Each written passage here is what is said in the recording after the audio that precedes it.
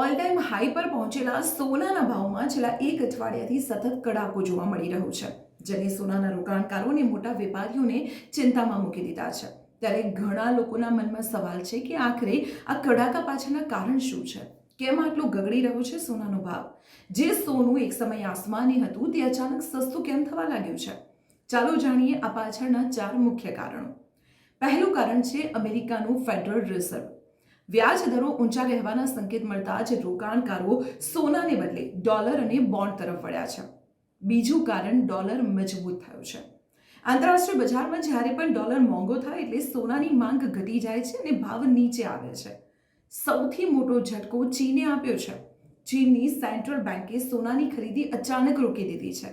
ચીન દુનિયામાં સોનાનો સૌથી મોટો ખરીદદાર છે, એટલે તેની એક નાની હિલચાલ આખા બજારને હચમચાવી દે છે. સાથે જ મોટા રોકાણકારો અત્યારે પ્રોફિટ બુકિંગ પણ કરી રહ્યા છે. મોટા સંસ્થાકીય રોકાણકારો કે પછી ગોલ્ડ ઇટીએફમાંથી સતત પૈસા પાછા ખેંચાઈ રહ્યા છે.